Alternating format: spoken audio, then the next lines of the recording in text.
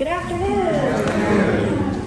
I'm Iglehart, the Director of Engagement and African American Heritage at Historic Athens. I am happy to introduce our panel for today.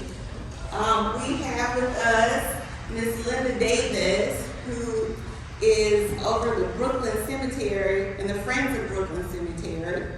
We have Ms. Annalisa Winfrey, who is the owner of Winfrey Mutual Funeral Home. We also have Ms. Shanna Jackson-Sheats, who is one of the owners of Jackson-McWhorter Funeral Home.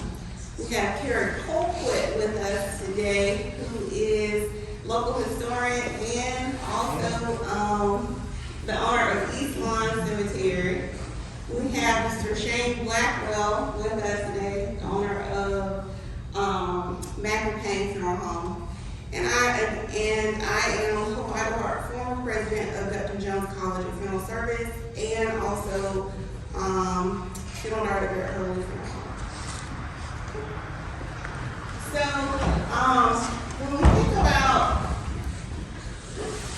burials and we think about family, when we think about funerals, we know that for decades, burial grounds, African American burial grounds,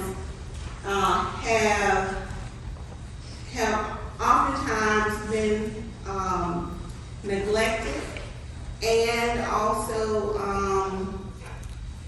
not always treated with respect. We know that cemeteries dating back to 1800s have been found on properties, behind churches, under high schools, college campuses, and deep in wood lots. Today we'll talk a little bit about the legislation that has come down the pipeline for this year, and also the race to save our African American burial grounds, and talk a little bit about African American burial customs.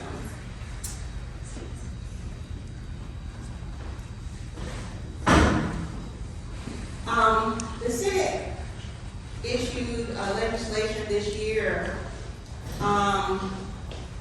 directing focus on the United States African American Burial Ground Preservation Program. That focuses on identifying historic African American burial grounds, the preservation and restoration of African American burial grounds, the interpretation of African American burial grounds, and researching and documenting for history and African American burial grounds. And we'll talk a little bit about today placemaking. And part of that is defining place and identifying who the stakeholders are. The individuals who have worked to rehab certain cemeteries such as Brooklyn and Gospel Pilgrim, they have made sure that they have identified who the stakeholders are, they have evaluated the space and identified the issues at hand for that particular burial ground, and then also they have created or looked for ways of improvement and long-term improvement for that. And so here is a picture of Brooklyn Cemetery, and I yield the floor to Ms. Linda Davis to talk a little bit about the journey for Brooklyn Cemetery. Thank you very much, Ms. Iglehart. It has been a fantastic journey. It started back in 2005, between 2005 and 2006, when I retired from the Bell South Telecommunications and returned home to Athens. And Carl Scott, a 7th grade teacher at Clark Middle School, who's my brother's best friend. Microphone, maybe? I'm sorry. No, doesn't work. We asked you to bear with us. Can you hear me? I tend to talk low. I don't know how I do that, but okay. We have conflicting programs. There are multiple programs going on, and due to that, the microphones are not working. So I'm holding this just for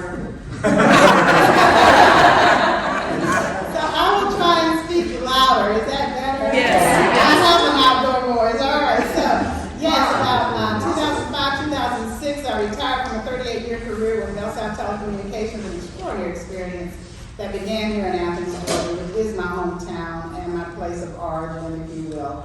And to prove that, I actually have proof. This is my family genealogy is researched by the Church of Jesus Christ Latter-day Saints. And it tells the story of my brother, who is not interred in Brooklyn, but his grandparents, like my grandparents, are interred in the Brooklyn Cemetery. So I'll leave that here for anyone that wants to take a look at that.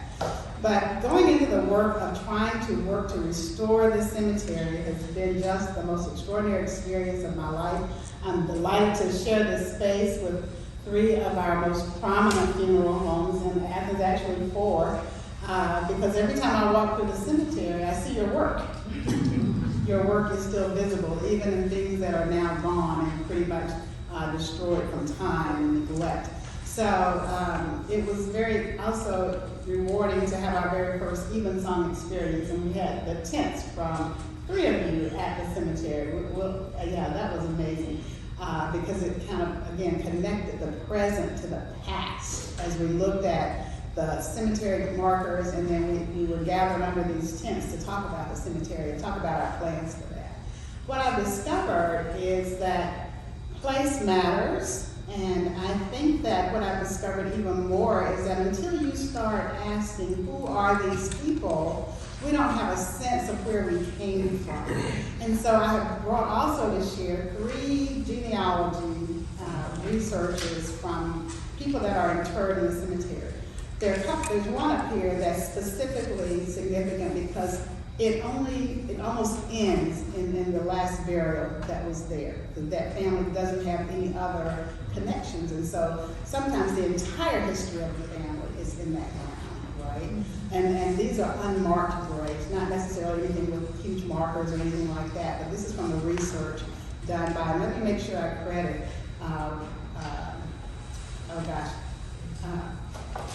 I'm not losing her name right now. Oh, Meriwether Rhodes, who did a phenomenal job of researching the burials in the cemetery. And she took the known burials from 695, which the Athens Historic Society discovered in, I believe, 1985. They had someone go through the cemetery and identify the markers. She took that list to over 1,100. And so we have no earthly idea of who is buried in that cemetery, nor where are they buried. You know, we do have a few markers that remain. I believe they counted 250 actual headstones out of those burials. And then most of them have those tiny, I call them the funeral home markers when I take people through the cemetery. And they have the name of the funeral home, which of course was embossed on there, so we know that much. But sometimes they wrote the names on a piece of paper in permanent ink. My mother was a school teacher, so I remember India ink is what she used when she wanted to make a permanent thing for something for the kids to look at. And then that was covered with a clear sheet of plastic. And of course, years and years and years of weather have pretty much destroyed most of those markers. And so what Meriwether Rhodes further did was climb through that cemetery with Elizabeth Smith plaque to try and find her family's graves. And they put PVC pipes at every grave they identified. And so when you go to the Brooklyn Cemetery now, you can see all of these white PVC pipes standing up throughout the cemetery, and they simply represent markers. And they're nothing more than indentations, but they're very prominent indentations. And so our work in restoring the cemetery, you have to stop me, you know, I can talk about the cemetery. Yeah, our work in the cemetery is to bring dignity and respect back to the burials. And so I tell the kids, and we were there yesterday, I said, you know, our work is we just make piles. And so what we do is we pull all the debris, the trees and limbs and things that have fallen on the graves, we make piles on the side of the road. And then we take those piles when they get big enough, and we actually rent a chipper. And the chipper, we come through and we have cleaner days where we feed the chipper. And we turn those piles into mulch. And then we return that mulch to these sunken graves because we believe that the essence of the people buried there are in those trees that have grown up through those grave sites. And so that is our ritual. So we have done that in terms of clearing the cemetery. And so literally, maybe year before last, just before the pandemic, we had our breakthrough, and we had cleared the cemetery to the boundaries all around the perimeter. So it's 9.55 acres, and we cleared so that we now see the perimeter of the cemetery. Our next plans, of course, are to start now getting into some serious fundraising to be able to close that off and then do the very delicate work of restoring grave sites. So, we have three funeral directors sitting here. With Shanna Jackson-Sheats, who is one of the owners of Jackson-McWhorter Funeral Home, which was started in the 1920s, and by Lawrence McWhorter. And then Mack and Payne Funeral Home, which was originally Payne Funeral Home in 1912, later becoming Mack and Payne Funeral Home. McWhorter Funeral Home in 1920, and then Winfrey Mutual Funeral Home established in 1940, which was the original Mutual Funeral Home. And then Hurley Funeral Home started in 1956, which was originally Evans or Hurley Evans, and then the next year Hurley Funeral Home. And so, if we could talk a little bit about our burial customs. All right, thank you, Ms. Iglehart, and it's a pleasure to be here with you and the rest of the panelists on today as well, and I'll try to speak as loud as I can, so thank you. As Ms. Iglehart was stating, burial customs, is one thing in the African American community that probably has not changed over the generation. I think that in the Black community, families are very compassionate and caring about how their loved ones are prepared and taken care of. So that is something that hasn't changed. I know that now things are more modern, and of course whatever you can think of to commemorate and remember a loved one can be done. But the one thing that is unchanged is that families, they want to celebrate the life of their loved one. And that is consistent, and that has been consistent for many generations. Just to give you a little history about our firm, as Ms. Iglehart mentioned, it dates back to the late 1920s. Unfortunately, when Mr. Jackson purchased the funeral home in 1972, the records of the previous owner were not given. So we don't have records before 1972, but with our research, we were able to find out that the previous owner, Mr. Lawrence McWhorter, and his wife, Jessie McWhorter, who I found out is related to the Hurley family. I don't know if you knew that or not. Their family actually acquired that property back in the 1920s. So while Lawrence McWhorter and his wife lived in the Linden Avenue area, they used the family home to open up the funeral home that is still there on West Broad Street today. Just to talk a little bit about customs, and you all can jump in, wherever you see fit. It's interesting that Ms. Davis mentioned that she saw funeral home nameplates on graves that were so old. It just tells you that even way back then, they took a lot of pride in making sure that their loved one's grave would be notified. Unfortunately, though, in some places where cemeteries were segregated, there may have been a case where a family could not afford that. And so a lot of times families didn't use funeral homes. They were burying their loved ones on their own. I know my grandfather, when he passed away, he passed on one day. His family buried him the next day without the assistance of a funeral home because it was rural Clark County, an area close to the Barbers Creek area is where they were living, where they were raised. So, and then there are also some cases where the Black families didn't have access to funeral homes that were in town.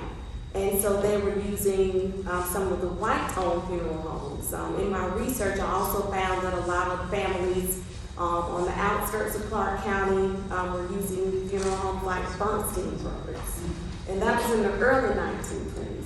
And one of the things I will speak to with the Bernstein Brothers is that they had, they were furniture makers as well. And so we do know that because from funeral service history, that many times individuals who were into furniture making would get into funeral service because they would make the caskets.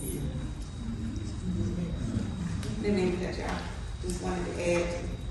So that just, that's just a little bit about some of the customs, and due to the sake of time, I'll just kind of stop there to give others a chance to chime in.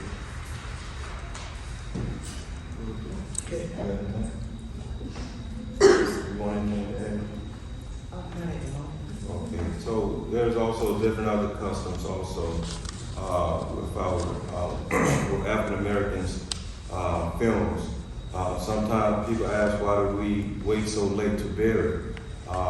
It's a custom for African Americans also to allow other family members to come in from out of state as well. You know what I'm saying? So we also allow other family members to come in from, let's say, I don't know, Indiana, or South Carolina, so forth like that. So a lot of people don't really ask, but they'll ask me after the fact, or who knows me real close.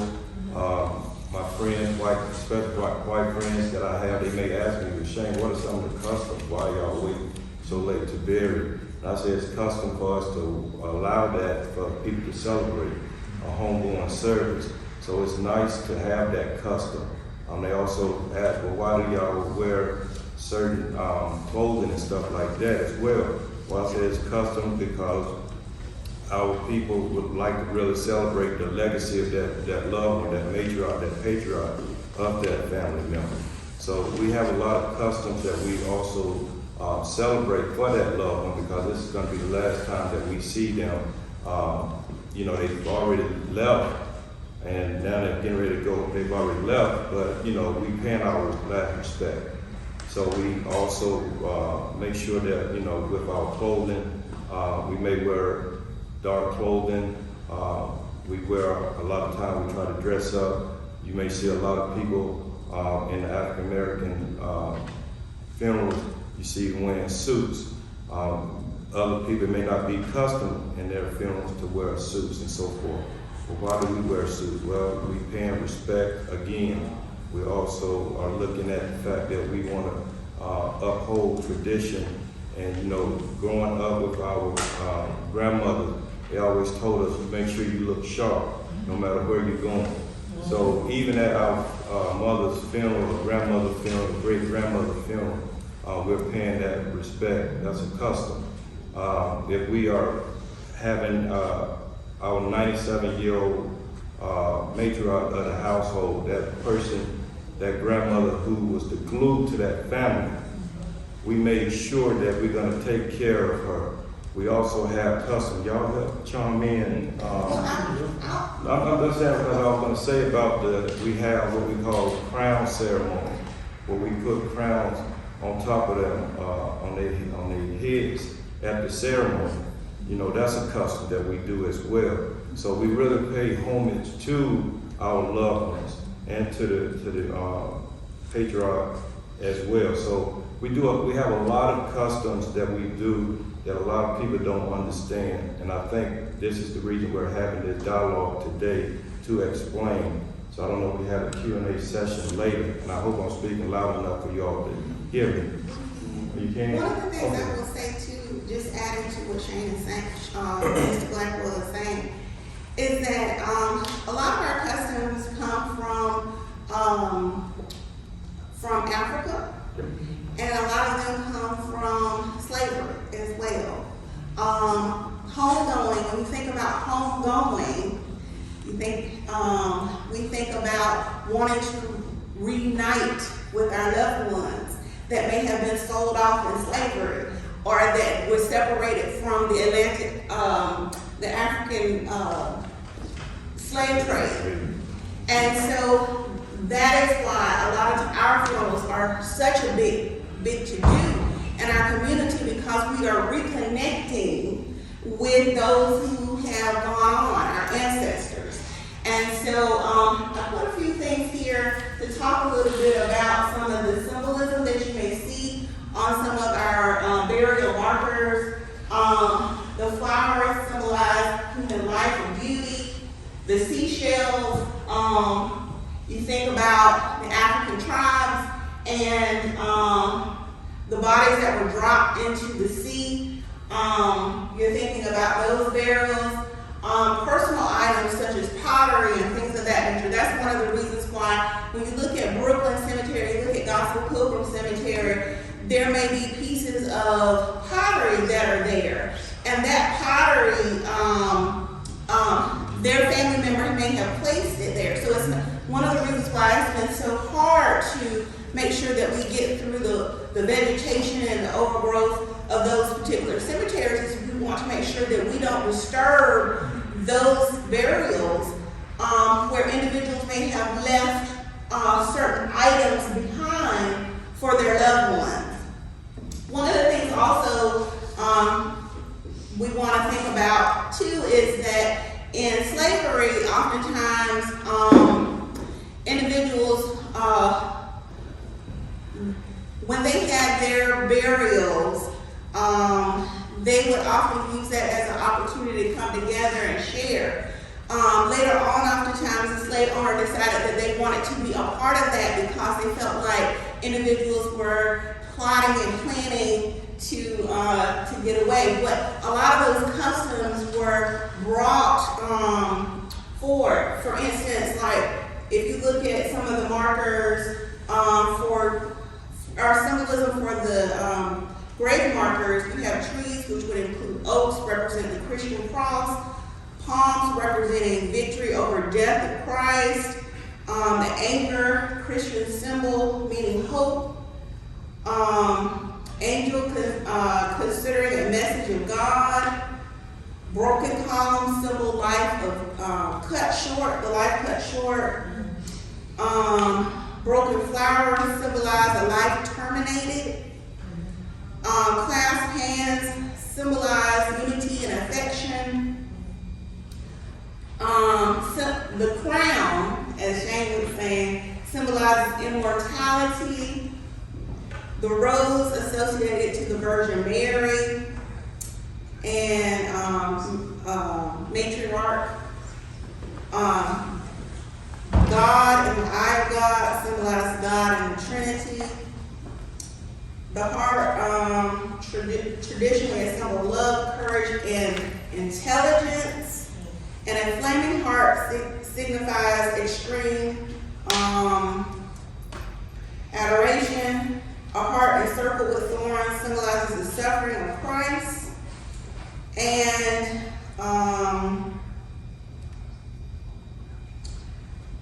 there's so many more, and I'll share those in our newsletter. Say something just really quick, just because you mentioned going back to the African ancestors. One thing, when we had conversations with the archaeologists and architects that did the excavations on the property of the University of Georgia, one interesting fact and one question that they had for funeral homes in this area is about how the graves were dug. And when they unearthed the graves, they had been buried and dug in a way that was not common for this area. And it was not common for anything that anyone had seen here in the past, 200 years. And so the only other place that they can find that those graves were dug, similar to, were some countries over in Africa. So that was interesting, and that is available in the final report and findings, that information as well from the excavations.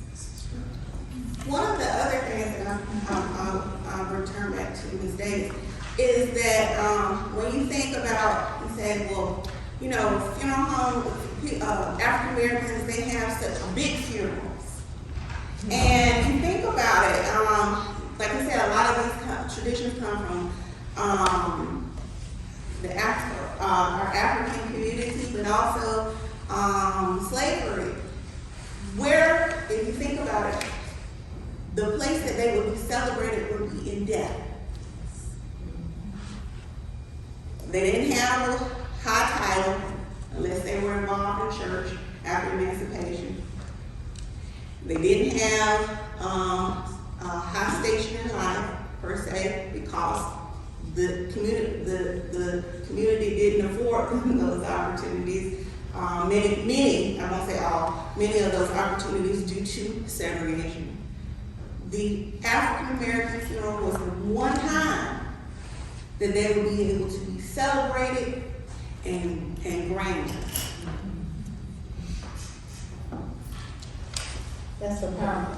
I was simply going to say, all right, so one of the questions that is always in the mind of people that come into Brooklyn as we're looking to go forward is it truth or rumor that they were buried head to head, foot to foot, and facing the east?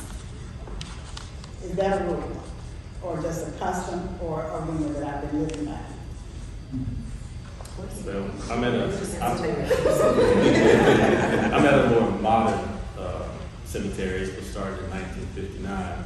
A group of lawyers here in Athens, and while there may be some custom that call for that, they do not do that at East Lawn Cemetery. But most cemeteries that you go to, all of the heads will be facing the same way. Okay. And it goes back as far as Edelman's and You know, the sun rises in the east, Right. and so they were buried. So when the sun rises, you're facing Right. the east. Mr. Maddox, wanted to chime in. You know, I, for the last 20, 25 years, have dealt with funerals in the rural areas speaking. And in the rural areas, for the most part, we still have church cemeteries. That's maintained by the church, is operated by the church, and members of the family are buried there. And it's unique in that it's not like public places, it's not like that. And I'm saying since 1869 is when White Rock Baptist Church has been there. So it goes back a long way that they did that. And families would have plots. You know, they like, okay, there was nothing legal about it. This is just the Maddox's plot. This is the Smith plot. And when you ran out, you had to go to somebody and borrow one of theirs, and you tried to get somebody that was closer to your family because you wanted them all buried in the same area. Now, the kind of tradition about the attire and we dressed up. See, remember back in slavery, you couldn't dress up except on Sunday, go to church. That was the only time you were allowed, you know, to dress. So it got to be where African Americans were allowed to dress up on a funeral occasion. And that, again, as Shane said, that signified reverence to them. Because, again, that Sunday, everybody put on their Sunday got to bed and go. And so that was the same kind of attire that they wore, that we wore to funerals. And to this day, it has not really changed in the rural areas. My mom is the historian in the family. She's 95 and mentally good and all of that. She told me that most funerals happen on Sunday because that was the only day people had off. That's part of the reason why we waited so long. We'd have to wait till the next Sunday, even. And during those times, and I don't think, I'm not gonna put that on one knee. When the person died, they would bring the person home and have them in the house for a day or two. That is true. That's right. I mean, right in the house for a day or two. They'll be waiting. Yeah.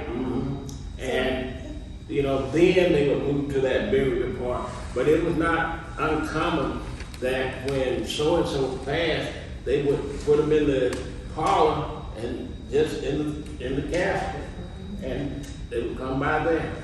So that is my grandmother's experience. That's all I know of my grandmother is her being in a casket. Is my first memory of her. And I didn't even know that was her until later on and explained it to me. But the casket was in the living room all of a sudden, and it stayed there for a few days, and then it was gone. My family tradition was not to allow children to go to funerals, and so I didn't get to go to a funeral until one of my classmates passed, and that was it, because I was singing anymore. I was just gonna add to that, and this is just my theory on bringing the deceased back to the home. Well, one, I think that was a tradition that survived through slavery. The family just wanted, to be together and to bring that person home for one last time. Also, I think that funeral homes then, compared to modern day funeral homes, were not set up to have a large gathering, at their facility, at their funeral home. And so, the custom was to bring them home. No, I was gonna say, I just remember probably in the 70s, the last time that I remember, because I'm 58, so I can remember back to the early 70s, which was the last time I remember that we, granted that request and took someone home. However, it's not against the law, so it still can be done. Today, people are just kind of moved away from that. And again, think about this now. That was during a time there were no funeral homes. There was no mortician. I mean, we didn't have all of that. So that wasn't just, a choice sometimes, it was a necessity. Right. And to add on to that, what was happening, and you do your research far enough back, the funeral director that was available, like Mack and Payne, because I've seen Mack and Payne on many of my relatives' death certificates that were living in the Oglethorpe County area, and that was in the early 1920s. The funeral director came to the residence, they performed the embalming process, prepared the remains, and they left.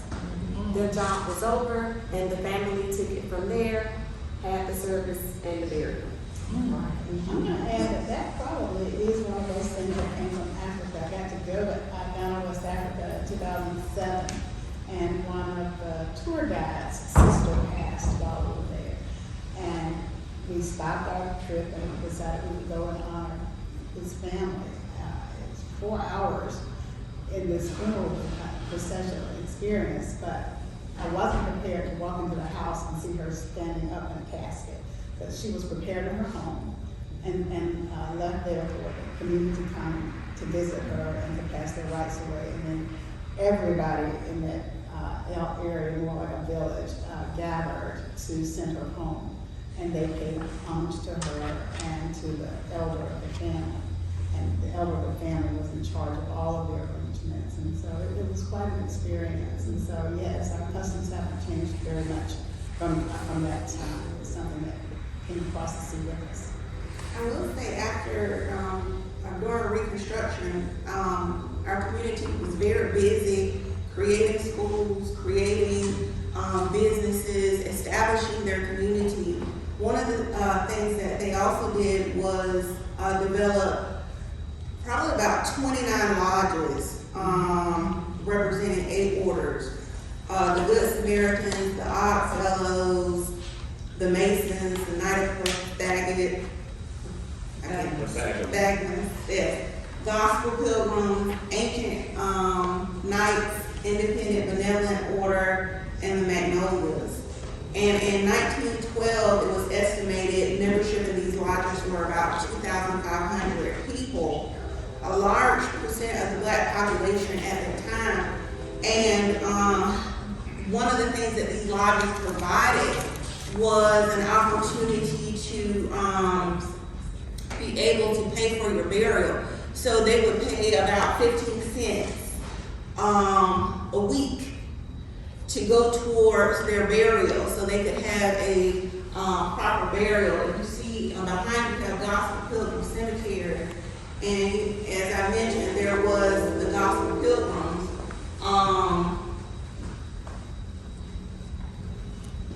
Here is a cemetery lot deed, and it has Lawrence McWhorter, who's my great uncle or grand uncle, who was the sexton at Gospel Pilgrim Cemetery. And you see where this person spent $25.50 for their burial plot. That's a lot of money. So My yes, dad belonged to one of those lodges in Oconee County, and it was 50 cents a month. And he went to Miss Anna's house and paid that every month toward his burial in Tignall Cemetery. and so we have a seal at our funeral home.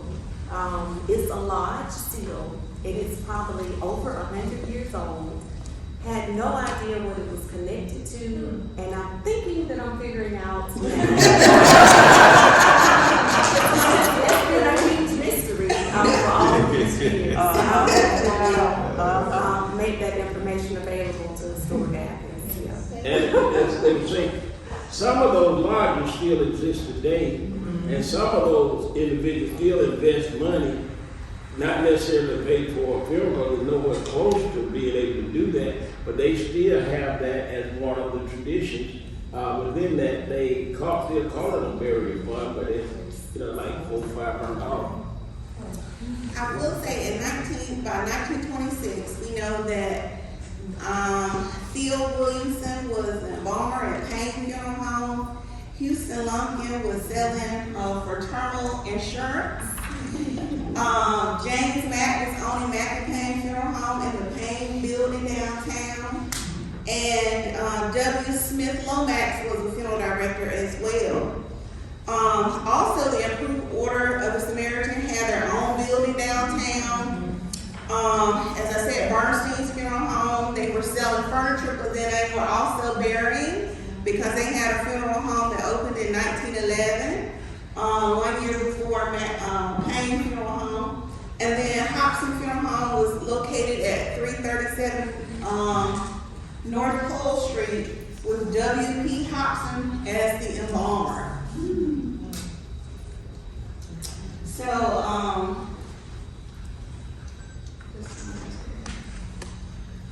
Excuse me, I just wanted to add what Reverend Maddox said concerning the lodges that exist and the ones that still exist.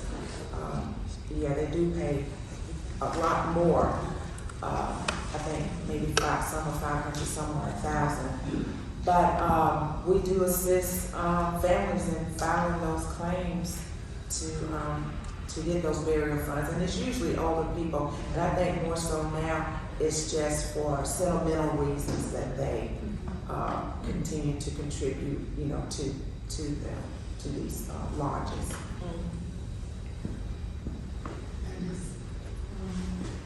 Well, one thing, a lot of these things were precipitated by necessity. I do remember Bernstein, who was Jewish, they would embalm black folk. But Bridges, and there was another one, they would not. They would not. And until recently, not many white people came to black embalmers, but they do on a scale now. But that was a taboo. You just didn't even think about that. Right. That just was not heard of. And one other thing, I'm glad you brought that up. Going through Jim Crow era, I'm assuming. At one point,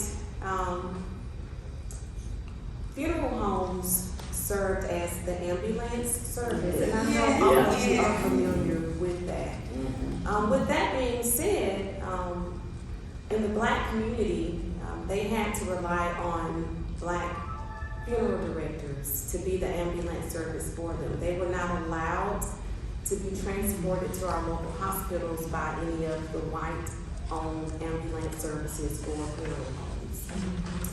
So with that being said, that plays a major part into funeral service and customs that the funeral directors provided in this area. And I know my father actually worked at Payne, he worked at Winfrey's, and I've heard him tell me many stories about how for a long time his only job was to drive ambulance. And that was, that was it. I remember, Picture I gave you with the ambulance? I don't. And again, it doubled, it was the hearse of the ambulance. They didn't have a separate ambulance. They had, it was, when we get this call, it was the hearse that went. It was the hearse. Yeah. And you had to stay with the person. Yeah. Because if they died, Yeah. then Yeah. And mind you, they didn't have medical training. Right. But if someone, was in a car accident, the funeral home had to get the funeral home ambulance / hearse and go pick them up from the scene. Mind you, there may have been the hospital ambulance service that was available, but would not transport Africans. I do know I had one. I remember a gentleman telling me that my grandfather, and he also worked for Mutual Funeral Home, and he worked for McWhorter Funeral Home, and there's a long story behind the split between the McWhorter and Hurley, but for another day. And but he was really good friends with everybody over at Mack and Payne. It was kind of they were very close, even though they had other businesses, but they supported each other. And this is what we can see. I talk too much. So. No. I actually know one of the people that he used to drive the ambulance for any of the different services, Mr. Hutch. We call him A-Ball, Mr. Hutch. Yeah, he used to drive for different, for any funeral home, they can get it, he'd be on ambulance duty, because again, things didn't happen like during the day. Sometimes they had to actually maintain somebody there, so if we called at night, somebody's sick or somebody's sick, they answered. And again, that was one way of them ingratiating themselves that eventually the person paying they were going to get them in. So it was like a service that they provided. I don't recall that they charged for that. I don't think so. I think it was just a way to get into the family.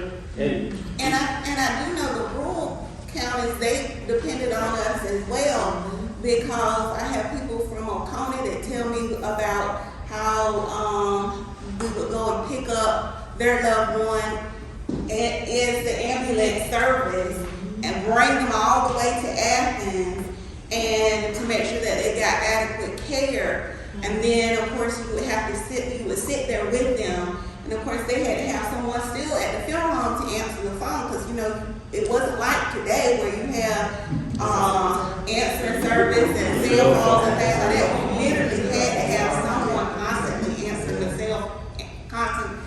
the phone. Shanna, you had something to share? Oh, I was just gonna say I have,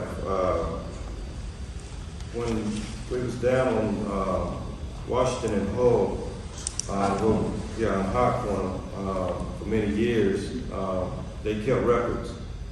And we opened up in 1912, and then when we moved to our current location in 81, I guess my grandfather, he's dead now, Mr. Alphonse Willis, he brought everything from Hot Corner down to our current location on Nellie Avenue, 625. But he passed 6 years ago, but I just went through a lot of the records, and I got records dating back to 1916. Wow. And we opened in 1912, but I have people calling me from all over the country, and I think we did the Facebook Live. I think someone had called me the day before or so from Atlanta. I get calls from New York, Chicago, San Francisco, and they say that they have a loved one, I guess through the ancestry I don't know, but they say it always ends up back at Mack and Payne. So they asked me to help them locate. So this particular day, someone needed information from someone who died in 1921. So I was able to go back and find in one of our books from 1921 and be able to provide them the information that they needed. So I do have some. How much did that film cost? I think that film was, I think it was like $51. That's a lot of money. That was a lot of money back then. Yeah, so they did a lot of breaking down everything. Like they broke down everything, and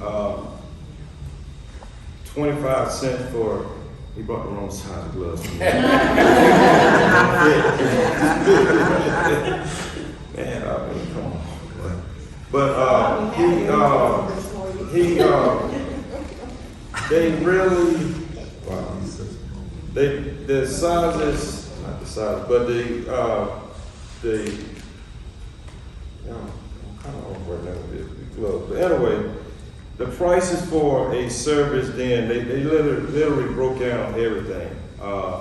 Embalming, dress, picking up, removal. It may have been 50 cents for pickup. Y'all know today you don't get no pickup 50 cents. So I mean, sometimes I just sit at the funeral home and I just go through the historical data that I have, and I'm willing to kind of share with you all today, but these gloves ain't gonna work. As you can see, I've got plastic gloves in my car, you do. but I don't want to miss this. But I don't know, we're gonna have an extended, I don't know how much time we have We left. are actually down to, our time is winding down. Oh. I do want to open the floor for some questions from the floor, and I have Kimberly Davis has been waiting patiently. But I would like to, if you don't mind, I'd like to hear the breakdown. If you Well, we don't can, go ahead. I'm sorry. Okay, why y'all put on the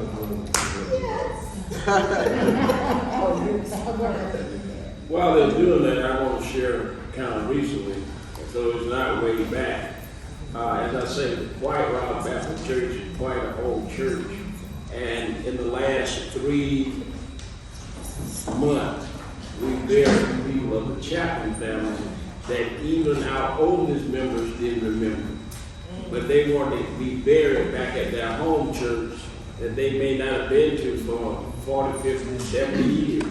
But that family plot was there.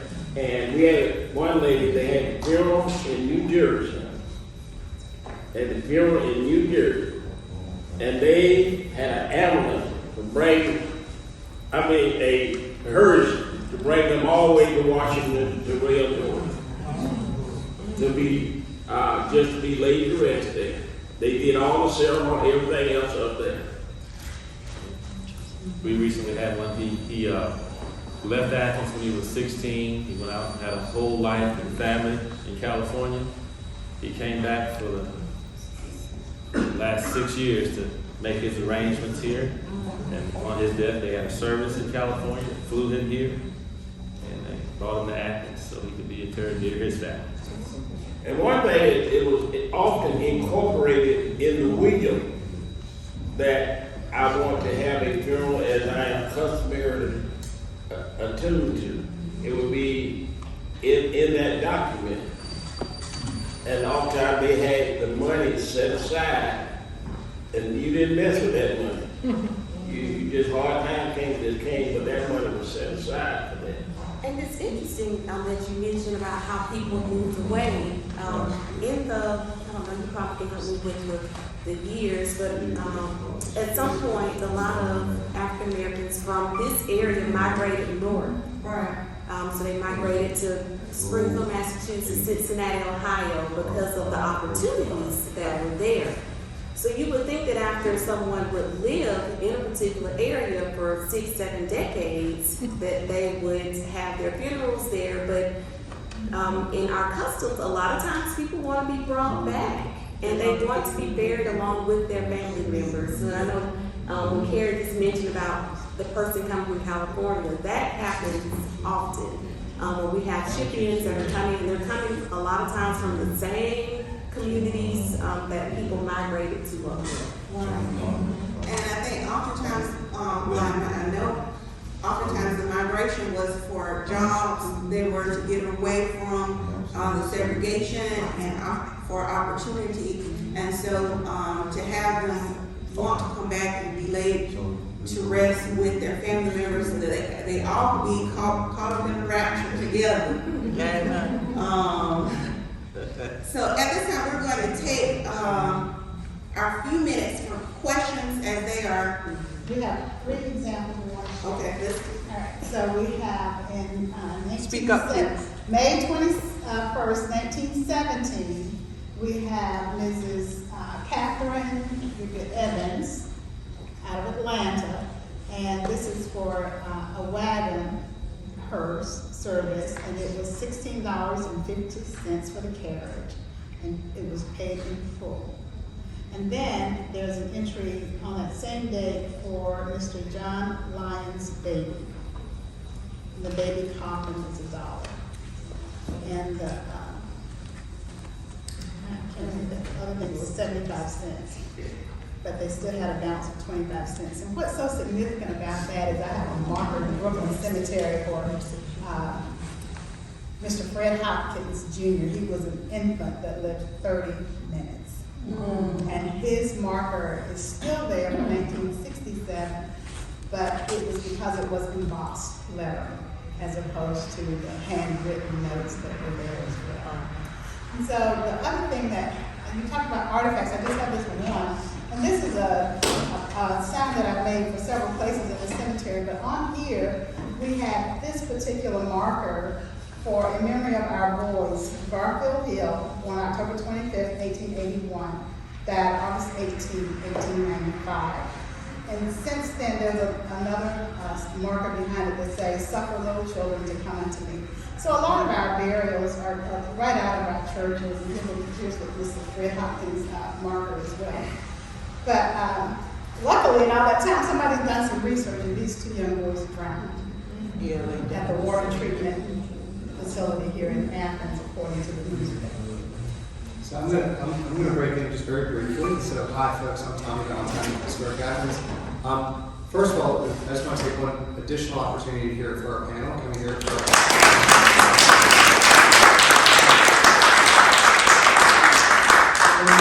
our moderator, the Iglehart, please?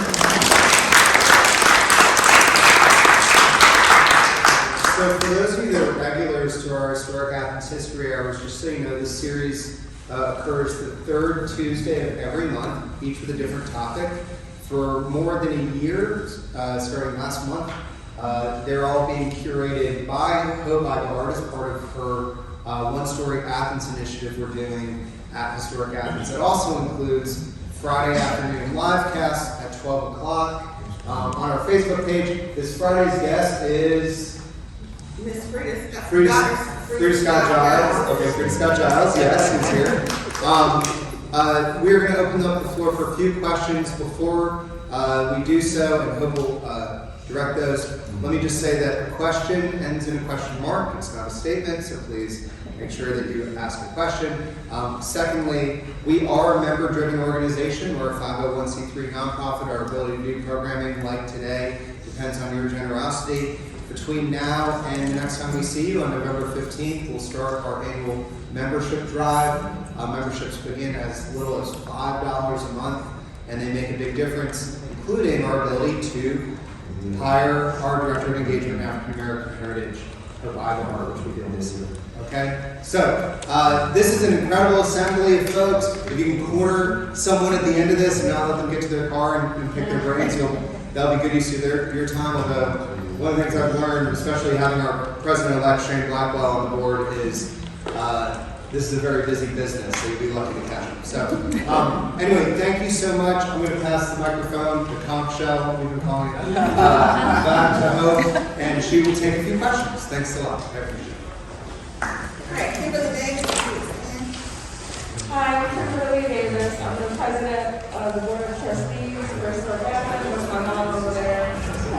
I recently watched a webinar about the African American burial grounds and preservation, and they talked about the importance of engaging with funeral homes in terms of protecting the burial grounds and preservation, but also the digitization of those records like Shane has brought. What efforts are you all making? Has anyone reached out to you about digitizing your records?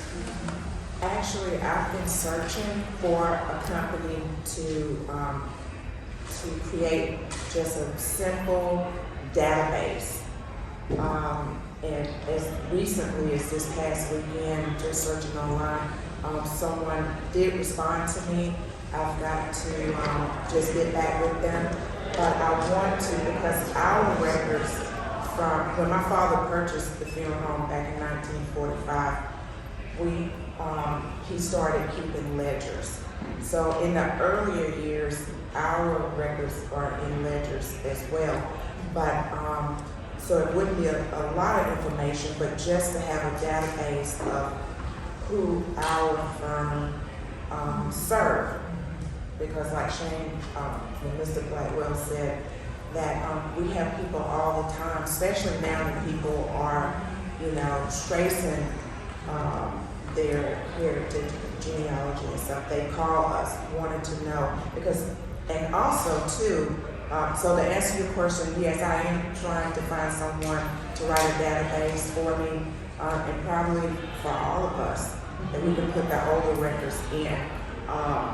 And the other thing I would like to see done, and maybe I would with Ms. Davis on this, there are cemeteries, because back in the earlier days, there were not perpetual cemeteries for African Americans or Caucasians long ago. So perpetual care cemeteries probably got started maybe in the 50s, and perpetual care cemeteries are cemeteries that are kept and maintained by the cemetery itself, and they're regulated by the state.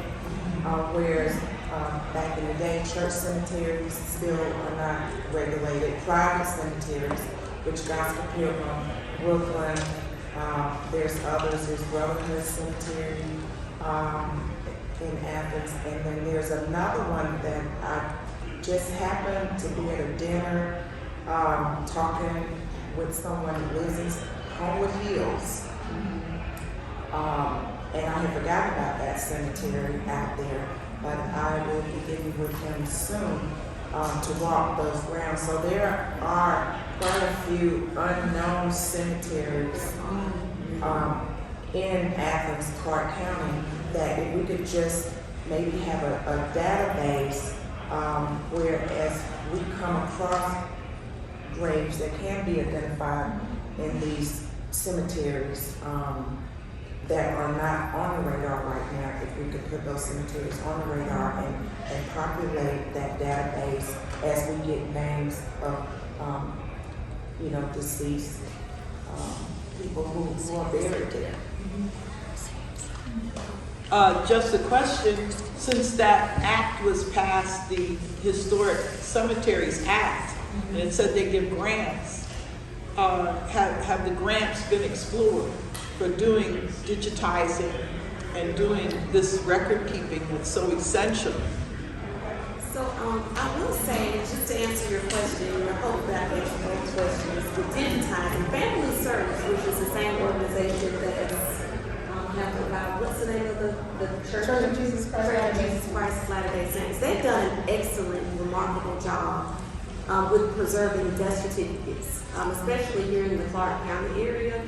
Sometimes we get phone calls about someone that McWhorter Funeral Home. While we don't have records for McWhorter Funeral Home, most of the times I can go to Family Search and pull that death certificate and give them information that they're looking for. So it's, in some aspects, the digitizing has been done as far as searching death certificates. But as far as each funeral home, I definitely think that's something, that we all probably need to consider. I think that's important. All of our records that we have are web-based, but they only go back to 1972. Right. I think it would be just essential to preserve this information. We want the historic ledgers, but we want this digitized information available. Let me say this, there is a cemetery here that most people don't know about. It's out at the H.T. Edwards, the edge of the H.T. Edwards complex. There's a cemetery, yeah, where people with tuberculosis are buried. And West Broad School, before it became West Broad School, was kind of used for that. And it was also part of a military kind of installation. But up on that hill, if you go in there, there are headstones in there, and there are people buried in there. I was just gonna say, Dr. Giles, that bill has not passed the House yet. Also, the bill is still working its way, it originated in the Senate, and is working its way through the House. So when that does get passed and signed, we'll have more information about what resource wind rights are available. But there are national preservation grants that could be used for this kind of work. Right, because I was thinking, you know, you shouldn't have to pay for that. It should be a grant. One more question. One more question. I got a question. I was. Hey, I'm Jan Washington, son of director Anna Winfrey. I just want to know, cause I got a little story, but I ain't gonna go there. But okay, you know we have a coroner there who pronounces the deceased. I just want to know what was the procedure back in the day. Do you know, was it a coroner, or I'm pretty sure it wasn't, but do you have time after a person is dead? They like, well, let's wait 30 minutes to make sure. I just want to know what was that procedure if someone died and making it to the that just blow my mind. That's a good question. I don't know about how far back, but I do know as far as the 80s and the 90s, if the county coroner was not available to go to the residence or the scene, we were directed to go by the hospital. Normally, if it was a house, if the death occurred at the house, we were told to take the deceased by the hospital. The doctor would come out, the emergency room doctor that would be on call that night, would come out to the hearse with a stethoscope, check for vitals, and if there was no sign of life, then he would pronounce them at that moment in time. And that was, I know in the 90s somewhere, so I can't remember, but I don't even know when that changed. But now, if the death occurs at the home and the person is not in hospice, the coroner or the deputy coroner will go out to the house for the scene and pronounce. And to add to that, back in the early 1920s, and just from observing death certificates, there was not a time of death on most of those death certificates. So like looking at one particular one that I have here in 1924, it just simply says that the person died, how they passed away. Sometimes it will be a doctor's name on it. Sometimes it's just a community person's name on it that says that, to the best of their knowledge, you know, this is what happened. I thank you, and I thank our panelists